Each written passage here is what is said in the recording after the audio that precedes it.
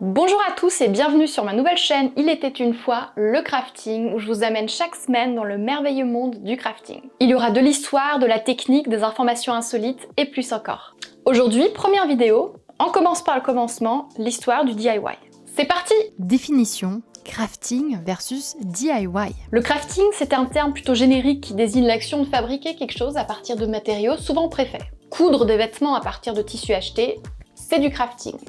Fabriquer des meubles avec des planches de chez Castorama, ça, c'est du crafting. Le DIY, ou Do It Yourself, parce que traduit en français « fais-le toi-même », c'est un chouïa agressif, c'est un mouvement qui encourage les gens à faire eux-mêmes leurs propres objets plutôt que de les acheter. Donc là, on est encore dans le crafting, mais avec la petite différence que le DIY se fait souvent à partir de matériaux de base et en utilisant des outils simples. Un peu comme de la récup, quoi. Par exemple, construire un meuble en palette de bois plutôt que d'utiliser les planches de Castorama, c'est du DIY. La NASA aussi montre un bel exemple de DIY. Okay, people, listen up. People upstairs handed us this one, and we gotta come through. We gotta find a way to make this fit into the hole for this, using nothing but that. Let's get it organized. Okay, let's build a filter. Mais aujourd'hui, les deux termes sont utilisés de manière interchangeable et je propose qu'on ne se prenne pas la tête sur ces nuances. Parlons maintenant des origines du DIY. Qui a inventé le DIY et quand? Moi je dirais spontanément MacGyver 1985. Sa capacité à utiliser ce qu'il a sous la main pour créer des solutions ingénieuses est un exemple typique du DIY. Non mais je vous jure, les 5 Minute Crafts et compagnie, vous pouvez tout remballer. Vous êtes des petits joueurs avec vos bricolages à la con comme peindre son ongle noir quand on a un trou dans la chaussette. Non mais sérieux. MacGyver, lui, il enseignait le DIY vraiment utile de la vie. Comment faire du gaz lacrymogène en 1 minute avec des ingrédients de la cuisine, si jamais on a besoin de se défendre à l'arrache lors d'un cambriolage. Ou encore la pilule qui te permet de jamais être bourré en soirée, grâce à l'alcool déshydrogénase. C'est l'enzyme qui décompose l'alcool dans votre circulation sanguine. C'est excellent ça. Tu bois toute la soirée tous les alcools que tu veux et t'es jamais pompette. Ça m'aurait évité des vidéos embarrassantes.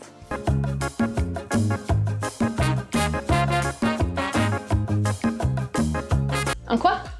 En fait, tu peux boire autant que tu veux sans être bourré, mais le lendemain, t'as quand même une gueule de bois incroyable. Ah ouais, l'alcool, il entre quand même dans ton corps.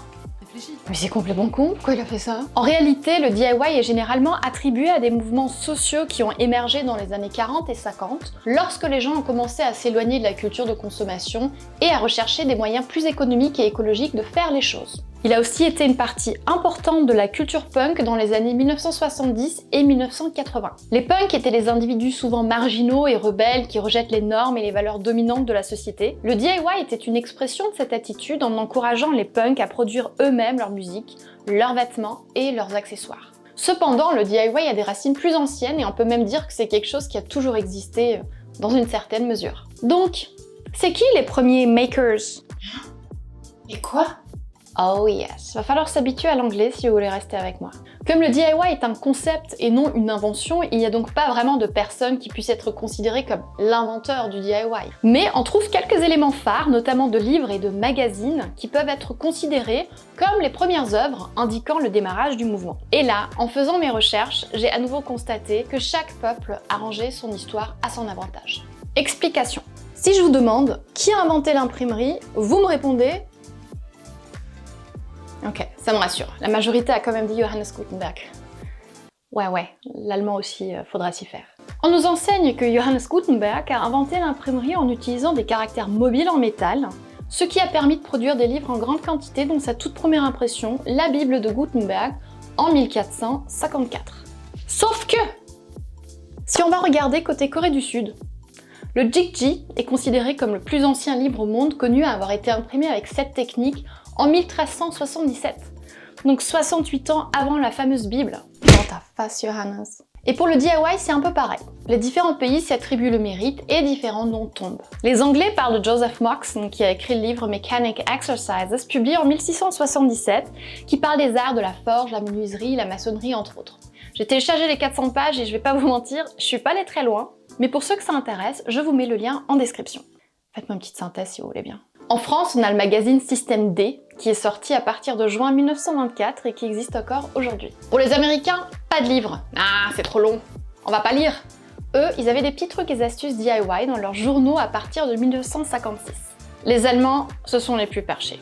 Ils n'avaient pas vraiment de trucs intéressants à raconter sur le DIY, donc ils ont déclaré que Guillaume Tell était le père du DIY. Vous savez, le mec qui a tiré une pomme posée sur la tête de son fils. Je sais. Juste parce qu'il a dit la phrase « Die Axt im Haus, erspart den Zimmermann ». Et maintenant de l'allemand. Non, ça reprend, je vous promets, restez avec moi. C'est un peu léger de couronner quelqu'un roi du DIY pour avoir balancé une phrase dans un bouquin contre l'anglais qui s'est fait chier à écrire 409 pages incluant des schémas compliqués. Aujourd'hui, on compte une multitude de sites internet, de chaînes YouTube, de TikTok, de magazines de livres et de cours DIY. Alors, c'est quoi la philosophie derrière?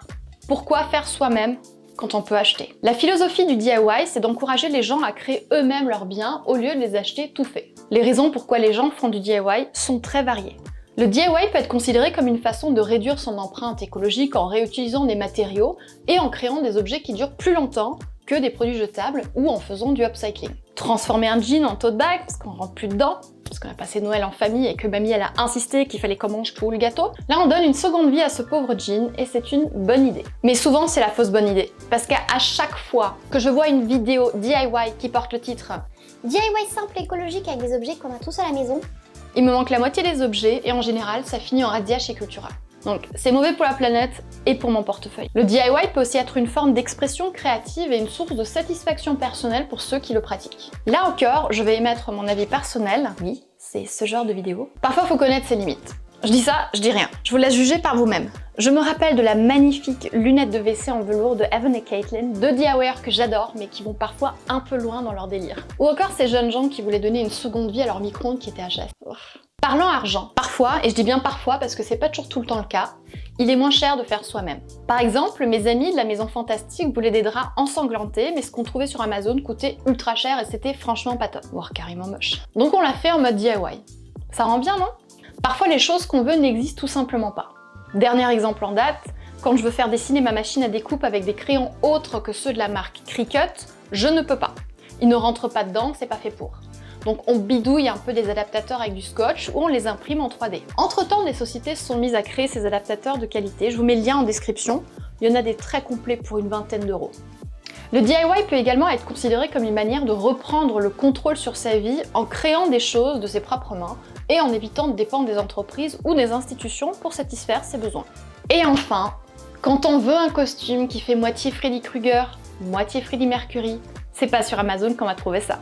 Alors on fait soi-même ces costumes et on a quelque chose qui est 100% personnalisé. Et vous alors, si vous êtes des makers, laissez-moi en commentaire pourquoi vous avez commencé le DIY. Mais avant, abonnez-vous, lâchez un petit pouce bleu et activez les notifications pour être tenu au courant des prochaines vidéos.